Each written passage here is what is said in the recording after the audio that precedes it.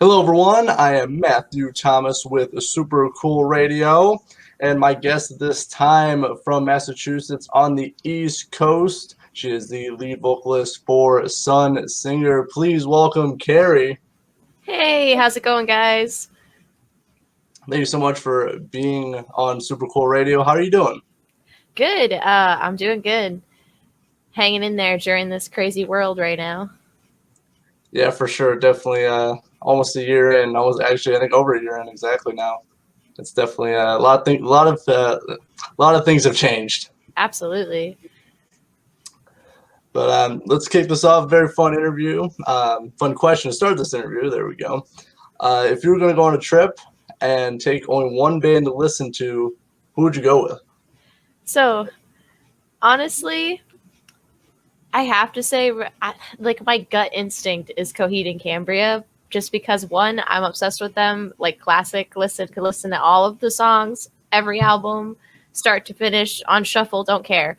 So, and I feel like there's enough where you could just go for miles and miles and miles and never have a problem, enough variety. So, honestly, that's who I would pick. It's a very good pick. I've only listened to a few of their things. I gotta dive deeper into their discography, but I do enjoy them.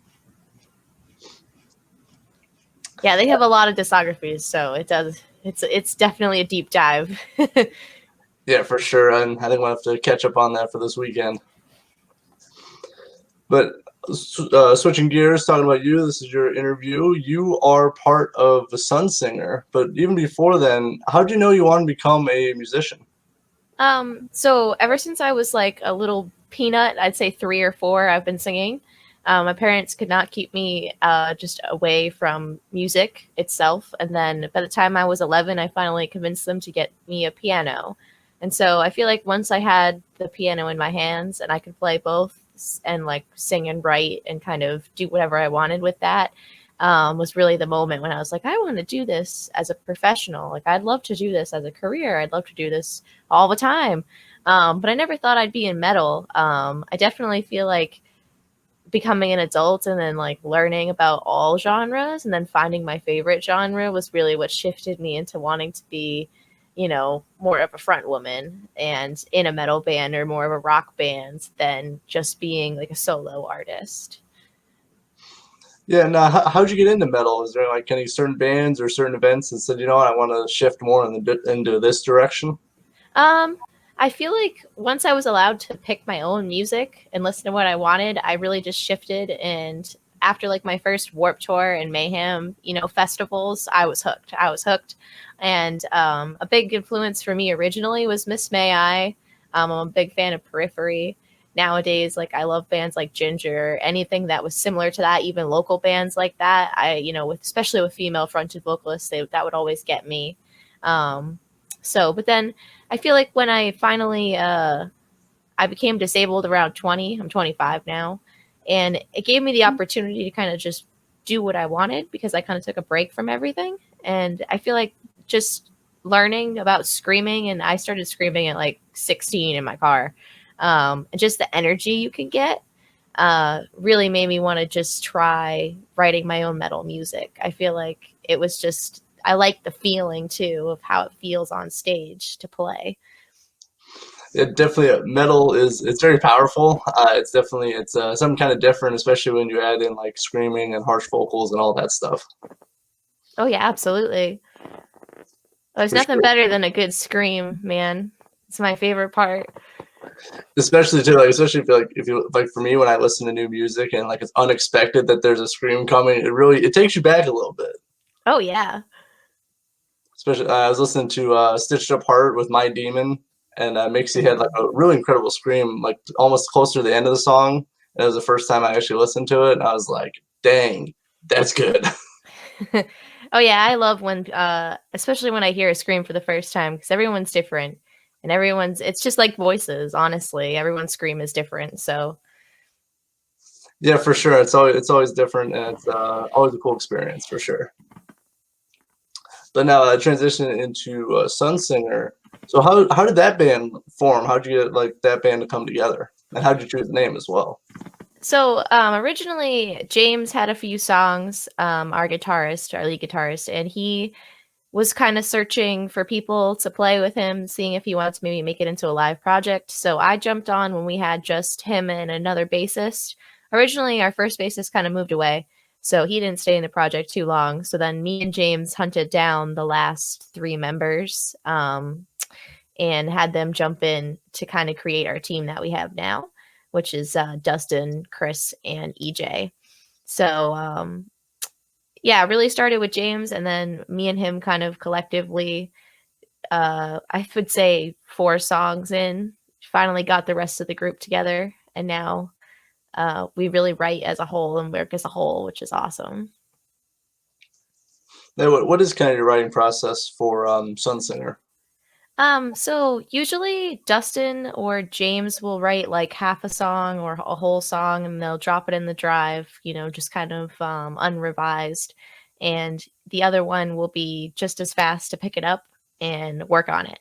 And then they'll put it back in. And then usually we'll take it to band practice and we'll fiddle around with it. And that's when Chris and EJ will add kind of like a little bit of this and a little bit of that. And then once they finally like it, that's when I get it and I get to work on it. And so I really like that by the time I get it, it's really like revised, and everybody's kind of gotten to get to listen to it a few times, before the vocals get put on top. And so that's kind of how we roll, and I really like that. And then everybody always has a say too. Everybody always has an input to add, even in someone's part, like, ooh, can you write this? Or can you add, this kind of sample here? So I like that we kind of float the music around to each other. That's kind of how we do it. It sounds very cool. It sounds like, well, you actually get a very refined product to actually start vocals on, but it's kind of cool how you guys can able to have that chemistry to like, oh, you change this or add this, and it seems like it flows very well for everybody. Yeah, and then sometimes we get together and we'll write as a group. It just depends. But we're always, the idea comes, we always like to just write it down and drop it in the drive. 30 seconds or, whole song, 5 minutes, whatever it is. And sometimes a 30-second song that's a little track is our best song after we revise it, Yeah, for sure. It's really just you have the chance to really grow and really add to it, especially if it's just the starting block of a song. Mm-hmm. So it sounds very cool. A lot of cool things you can be able to do, especially obviously you said drop it in the drive. So it's like obviously digitally, and you can always add or change things, and you don't actually have to be there, even though you can right there as well. Yeah, it's a good schedule flow too sometimes. I mean, it's nice to write together, but it's not like we get that opportunity all the time. So to be able to just listen to it on our own and then, add here or there. It also gives us some time in between if we do want to write together to really like listen to it and revise it. And I think that's why we can write such intricate things and still have it flow, because we really do spend a good amount of time on these songs, just passing them back and forth and really like analyzing them and thinking about them. Yeah, for sure. Your music definitely incorporates a lot of different intricate elements to it, almost like some classical influences, obviously metal, as we talked about. So, like, does it kind of start off with like riffs and metal and stuff, or like how do you add in the classical elements as well? Thanks. Yeah, I feel like it's just honestly from background from every musician in this band. It just kind of is already there. It's not like it's added later, I would say. Um, I think a lot of us already have like a very weird mix of style, including like, and so I think that that's kind of how it happens. Especially like I would say some of the classical elements can get mixed with something that you would think is like extremely heavy just from mixing like something James would write that happens to be classical with something the heaviest that Dustin happens to write, that we just say, maybe we should put this together because it kind of sounds like a video game, like boss battle. Like I like that. And that's how we write a song. So I definitely think that it's also just a background. I mean, I have a lot of pop, I would say like alternative popish vocal influences. I get that a lot with my harmony that I like to put in there. So, I think that it's definitely just a variety there with our history of how we kind of squish together. Yeah, that's very cool about the way you can, again, as I said, kind of mesh different genres and elements to create something that's actually, something fresh that's actually you. Thank you. But I was listening to Bloodborne a couple days ago or so. I really, honestly, really enjoy that song. Like, it's Oh, thank you so really much. good. That one's my favorite. And that is off Ace of Cups Part 1 that was released last year. It might be 2 years now with the pandemic, but That was in 2019. There we go. yes. So how was it making that EP, right? Is that, yeah, EP? Yeah, so we made it into an EP mostly just for funding. And we recorded it at oh, I'm gonna get the studio wrong. We recorded it with our buddy Dave. So man, I'm horrible with names. So Dave, don't kill me. I'll give you a shout out later. But we recorded it with him and we decided to go with him because we liked our recordings. So please go listen to them to give him justice for me forgetting his last name right now. And he did the first 5 songs for us. So we decided to split it into 2 and kind of keep some of our lighter songs that kind of fit together in the first half. And then some of our more heavy tracks that also kind of fit together on the second half that we're going to be finishing this year. Was going to be last year, but just because of the pandemic, we couldn't get into the studio. So we're finally at that point where we've got dates booked and we'll be able to get back in there. Very, very cool. You guys are able to actually get back and actually start finishing music that was supposed to be released obviously last year, but due to circumstances, it wasn't. But now it will be. But I really enjoyed Ace of Cups Part 1. So if anyone hasn't checked that out, please do yourself a favor, listen to it because I really enjoyed it. Yeah, and we like to, like you said, write some complex stuff. We're kind of in like the prog rock genre, but we float all around in the metal area. We don't really like to stay under one umbrella is a good way to put it. And then I like to write about a lot of like meaningful and impactful just concepts. So throughout just that's kind of, I guess, a good description of our genre and a little bit about what the EP is about. Yeah, definitely.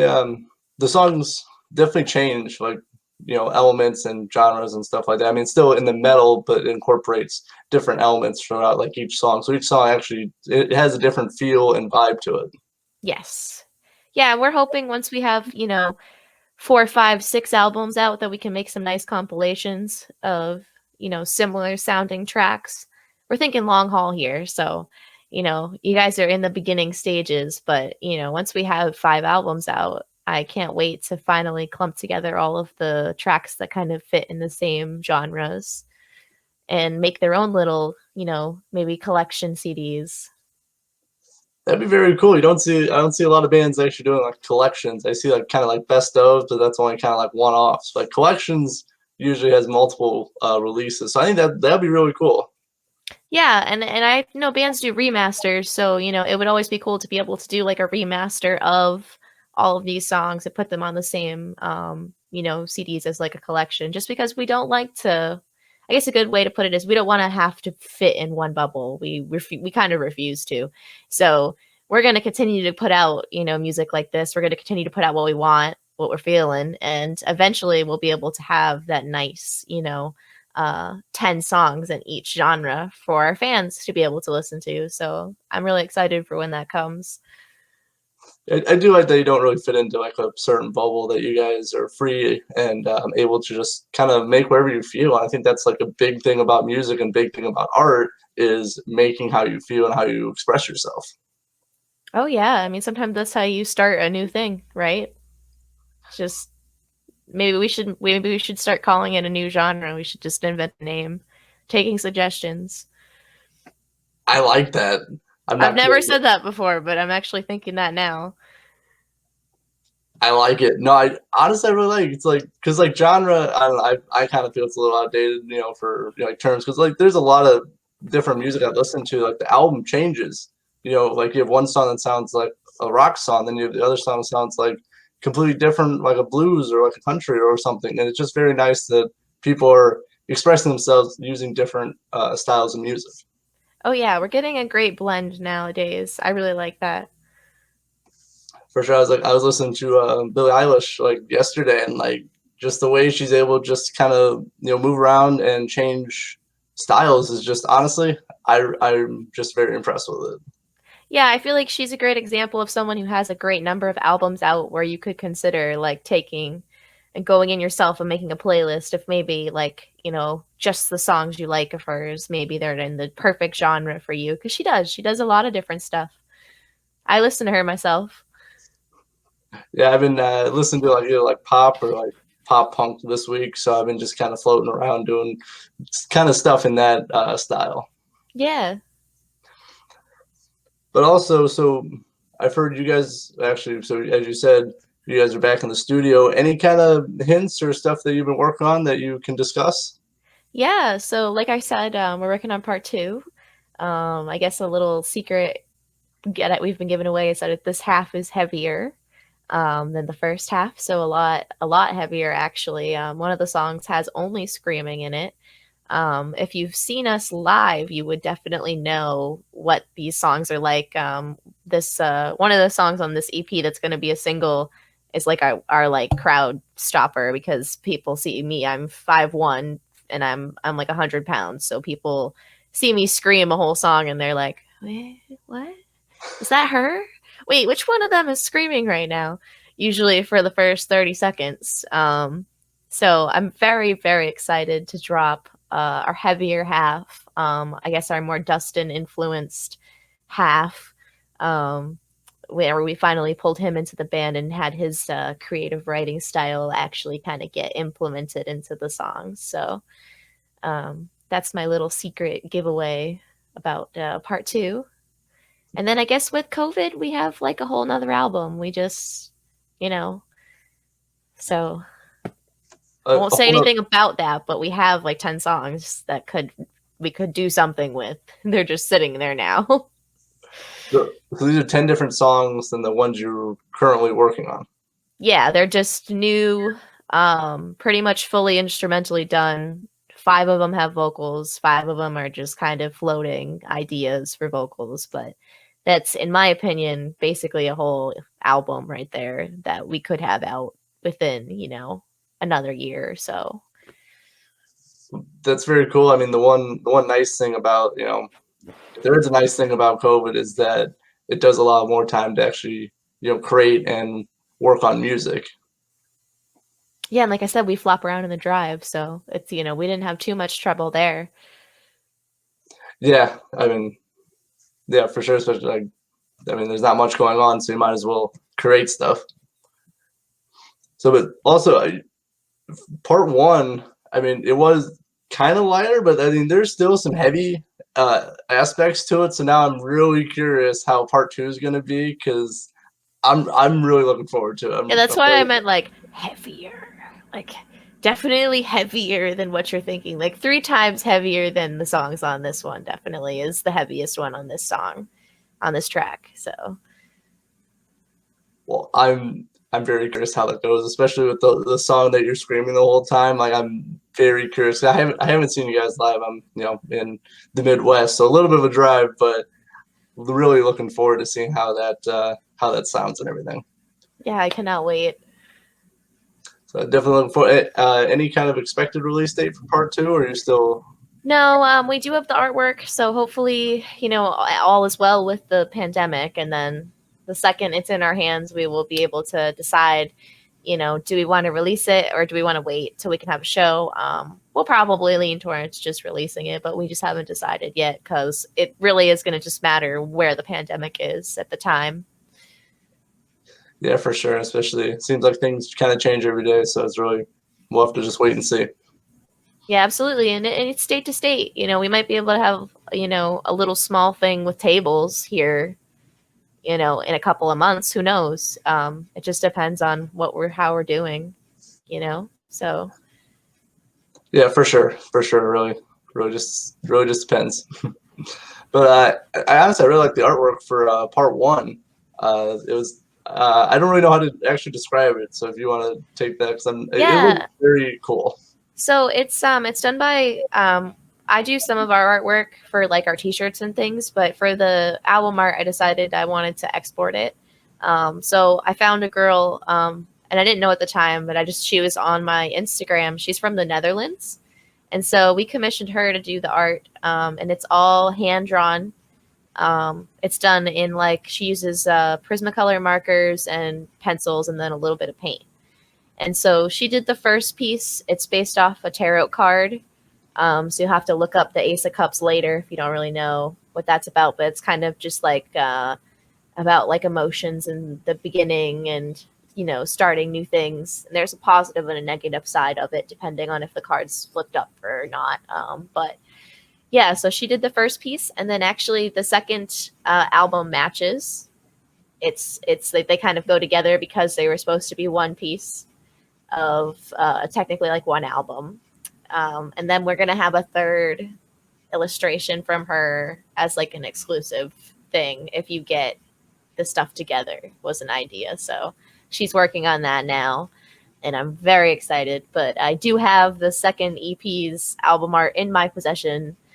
Just the band, all of us staring at it while we sleep because no one else can look at it for the rest of our existence till we get the album.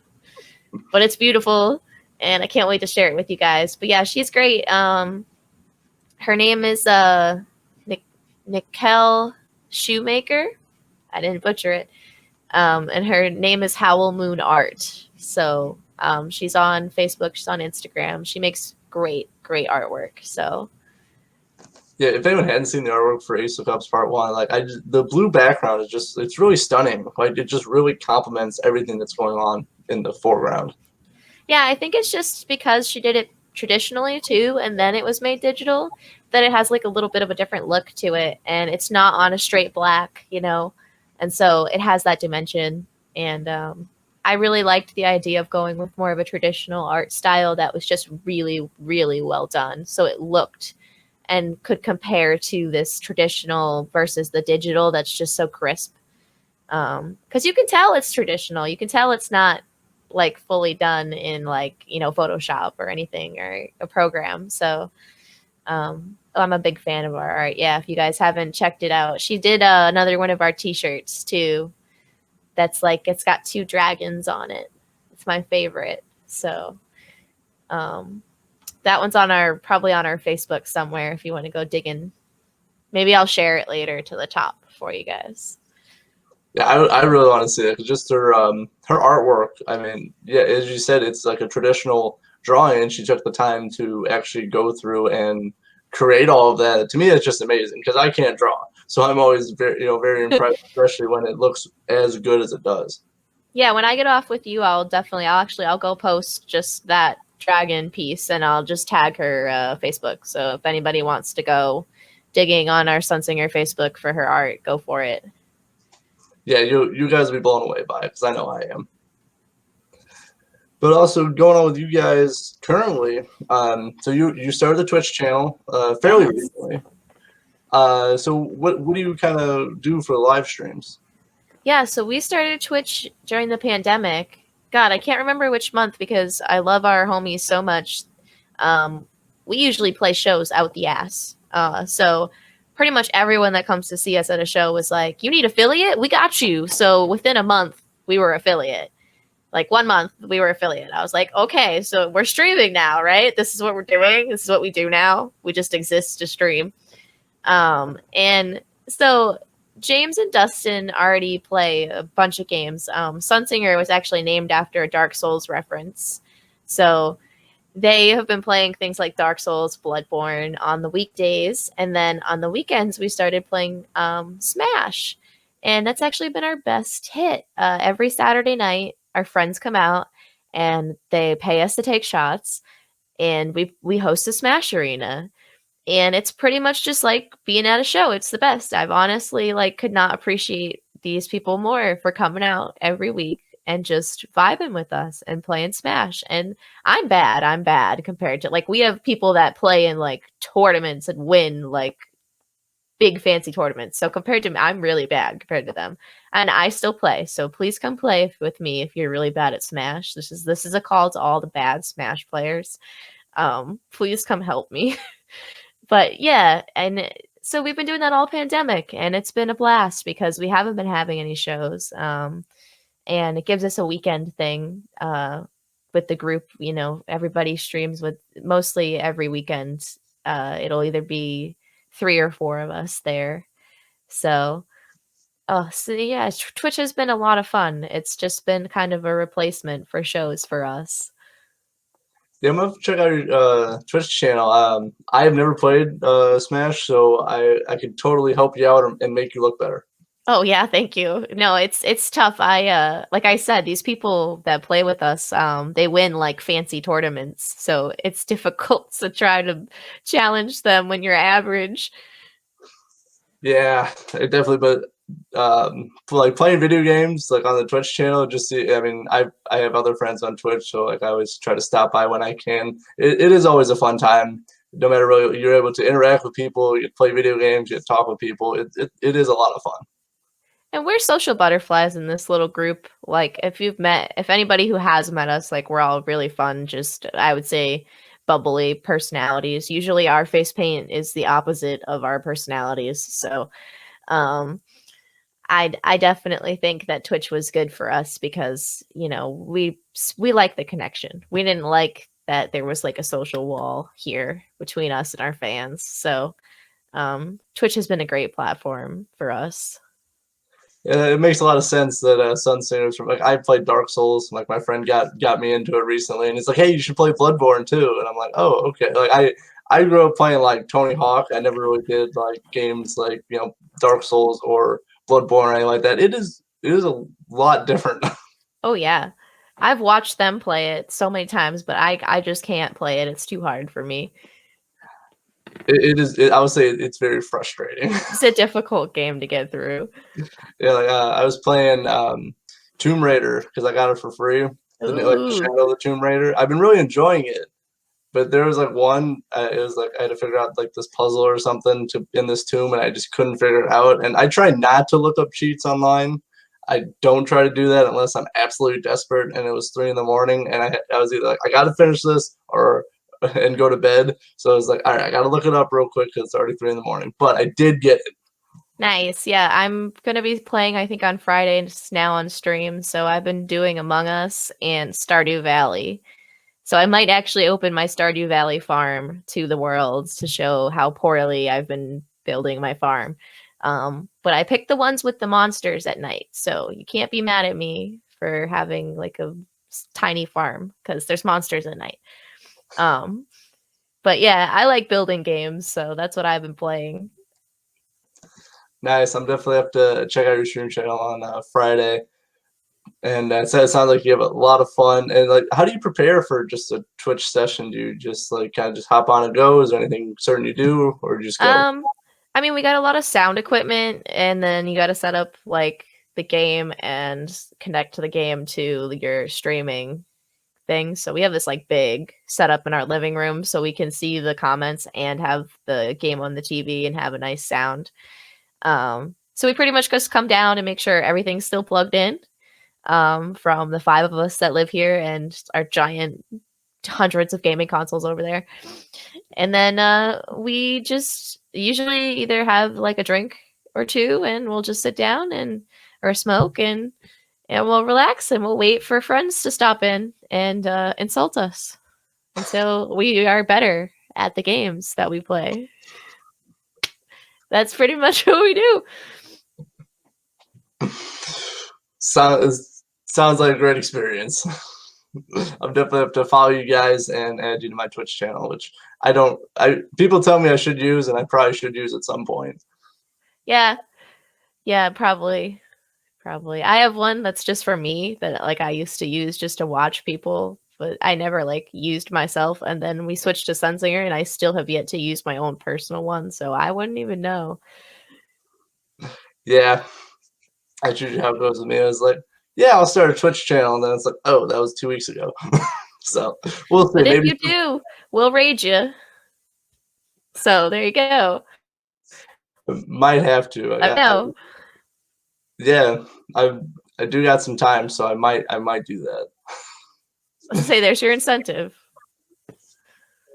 But in the meantime, make sure to check out Sunsinger on Twitch for all the fun, and you get to insult them or say nice things about them, preferably the latter. Yeah, or we literally have like the bits. We literally have one that says you're bad, and it's cheap. It's like you watch us for like 10 minutes, and you can tell us we're bad. So please come do it, because Wow. it's the free ones that just generate. So all you have to do is stop in, and you can tell us that we're bad. It's great. If that's not more incentive for people to stop in, I don't know what is.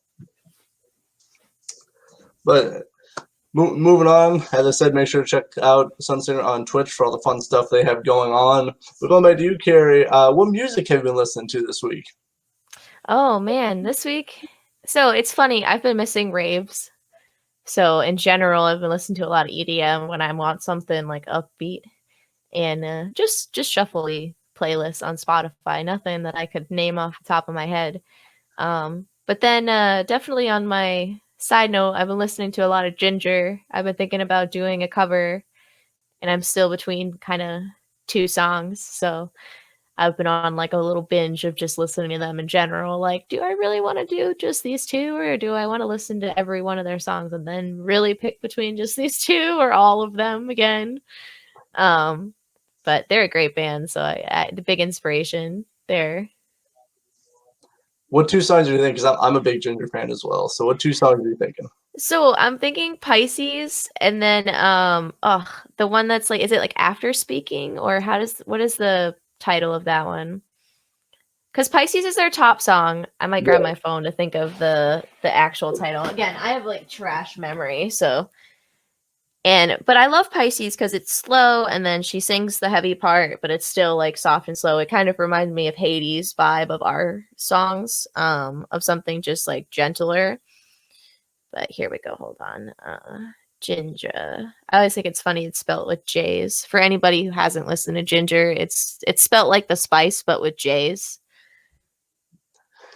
Yeah, that's what a lot of people misinterpret, especially with saying it or spelling it. That it is spelled with J's.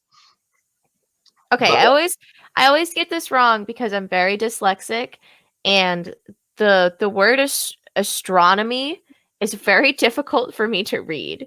But I Speak Astronomy is the other song that I've been thinking about covering, and it's a great song. It's just not like super like top popular, one of their most popular songs on any of their, platforms. So usually I consider doing one of the top songs, something people I know have listened to, but I don't know, I really like that other one. So I've been thinking about it. It's off of let's see, Kings of Everything, which is probably my favorite album by them. I'm gonna look at all of them real quick just to double check my words there. Yeah, I would probably say that's my favorite album they've done. yeah, honestly, that's my favorite one too. Yeah. Just for they did a lot of different things, especially with the last song, King of Everything had more like a it was more mellow. It was very different for like the rest of the album.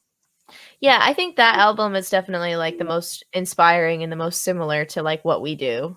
So I feel like and it came out in 2016, which definitely was, I mean, we've been a band for 3 years, so we didn't even start, like I'd say, oh, we were a little before that, but I mean, with all the members, about 3 years. So we're in 2020, so that's like what, 2018, beginning of 2018. So that was like still 2 years ish before this band is when I heard that kind of music in my head. So definitely must have influenced me before I even knew it. It's funny how things like that work out. But what do you think of the new live album, Live in Melbourne? Oh, I thought it was great. Dude, I've been listening to everything that's new too because Spotify won't let me not notice because it pops up on my For You now. Yeah, I really enjoyed it. I was actually last year I was supposed to go see them in Chicago. Obviously, did not happen, but I hope to one day see Jinjer live because they're amazing. Just Tadeu's vocals plus the drumming's insane too. Like just to watch him drum live. Oh yeah. We've seen them twice. We were fortunate enough to see them in a very tiny venue, where we were very close. And then the second venue we saw them at was the Vault, which is like a bigger venue in my area. But we got good ADA, so we were like on the side. So got to actually be able to see everything, which was nice. Props to the Vault. Good ADA for any homies out there in the Massachusetts area. There you go. You know where to go. You know where to go, because that's sometimes hard because the buildings out here are kind of old. Yeah, especially like the standing room general admission. It's hard to, and then you have like I'm me, like I'm 6'1", so I try not to like block people. But once you get all packed in, and then there's like shorter people behind me, it's hard. You can't even like with all the people, you couldn't really move anyway. Yeah, no, when you're sitting, it's like you can't see. If they don't put you on the side, you can't see. So Yeah, definitely a different experience. Like I go to House of Blues in Chicago. I love that venue. That was where Jinjer was supposed to be. It's really small, but it's also very cool. It's got like, balconies and stuff. It's very cool venue. yeah, we have a cool House of Blues here, so I'm assuming they probably all are cool. I think they have to be. If you're the House of Blues, I You assume kind of they have to be. cool. Yeah, they're all over the place. Like Vegas, Myrtle Beach, obviously around here, you guys, Chicago. And I think like Ohio, I think somewhere in Ohio has one too. So I think they all have to be cool. I think that's the number one rule for House of Blues. You have That's to the be cool. requirement. They have to be cool. That's right. It's based off the Blues Brothers. And that was a cool movie. So all movies or all venues have to be cool. What's kind of the music scene for you guys where you are on the East Coast? Yeah, our music scene, man, I miss it because we used to play a lot of shows. I mean, when we started, we used to play 3-4 shows a month when we first started for about 6 months, 7 months, and then we couldn't say no to at least 2-3 shows a month after that for a good year. And then I'd say right before the pandemic, we were doing like little tours instead. So we were doing like 2 or 3, 4 shows, just kind of in a row. And the scene out here is like, it's very immersed. There's a lot of shows all the time with the same people always going. Everybody knows everybody. Everybody's nice to everybody. And we live in a lot of, I guess we live in an area, I don't know what other areas are like when it comes to venues being like packed. I'm assuming if there's a bigger venue, they're still going to pack too many people in there. It's weird to think about it now after COVID, and still kind of being in the middle of it. But back before, man, I just remember being so packed in there that like everyone next to you was your best friend after 5 minutes because you're just so close to everybody that you're like, hi, friend, how's it going? Nice to meet you. So, yeah, I miss the nice metal community out here. Yeah, I made a lot of great friends at shows. I think if you stand next to somebody for a long period of time, watching the same, the bands that you wanted to see be there, then you just become friends. You have a common bond of music.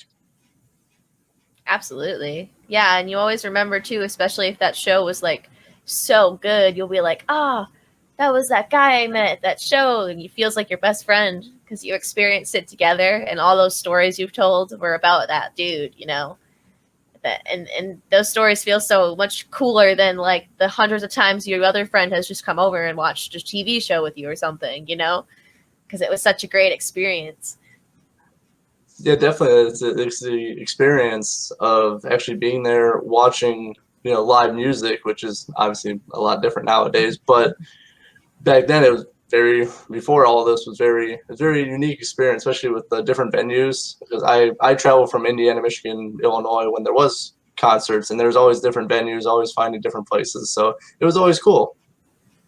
Oh yeah, I think finding new venues is the coolest part, and like seeing all of the different like places that can be venues and shapes venues can be, and they don't have to be a bar. They could be, just a cool art gallery with a stage, and they could be a big room and a small room or an old theater. A show can happen anywhere. It could be outside in a field if we really want it to be.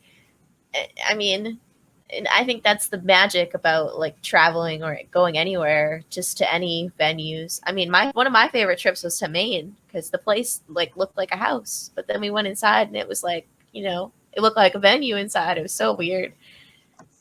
And they were so nice. Everyone was so nice. That was the coolest venue ever. Props to Maine. They were really nice out there. Yeah, the small venues like that they always surprise you with how different they look, and also like the atmosphere. I think it's a lot different, I think. Yes, I think small venues are actually more intimate, a lot better. I like smaller venues. Even like 50, 60 to like 200 or smaller is like a great size, I feel like. Probably like 50 to 200 is a small size venue, in my opinion.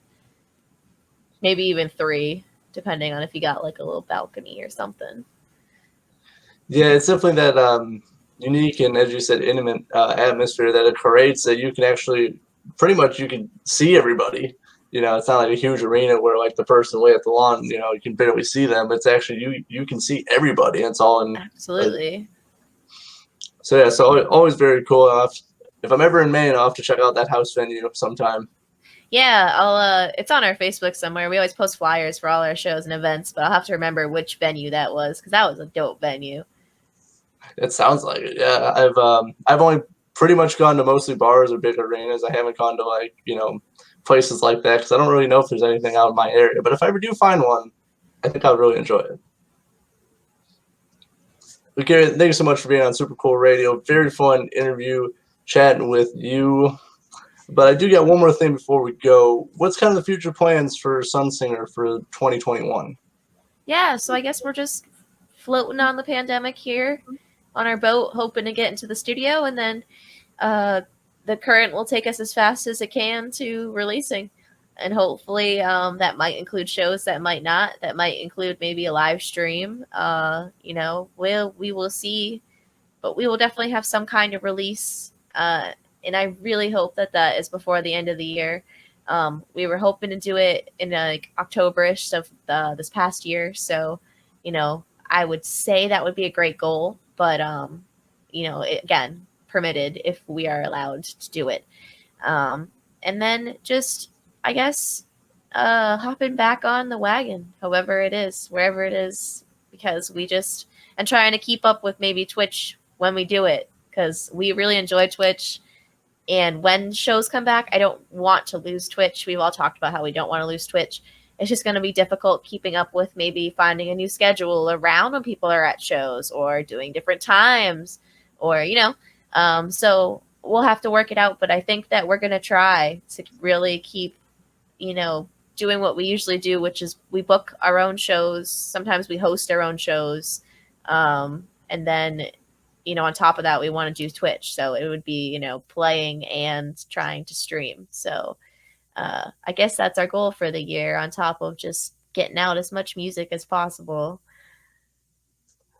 Well, it sounds like very fun. It sounds like a full-time job, but it definitely, I think it's definitely doable with having when live shows do come back and doing Twitch as well. I think totally doable. I look forward to the cool music you have, the heavy music that you guys are planning to release, hopefully by the end of the year. Yeah, thank you so much for having me again. This was awesome. Yeah, of course. And I gotta do this. Shout out to Dakota of DI Records making this interview possible. Really great guy, great record label. So make sure to check out DI Records out of Pennsylvania. Dakota. Yeah, Dakota is the best. Send him your stuff. Yeah, really great guy. Always about helping music and helping bands. He's a great guy. Can't really say that too much. No, we really can't. He's a great guy. Should we say it again? Dakota, you're a great guy. Hey, Dakota, you're a great guy. Dakota, is your skin crawling? Can you hear us? Send him your stuff. Seriously, though. He's a great dude. Great record label. He will listen to it. I promise you. It will not get just thrown in the trash. It will get listened to. And sometimes he's like, hey, what do you think about this? Sometimes he does send me music like, hey, what do you think about this band? Or what do you think about this band? So like he definitely does listen to everything, and he even asks for other people's opinions as well. So make sure to check out DI Records. But for Carrie of Sunsinger, I am Matthew Thomas with Super Cool Radio. Thank you for watching.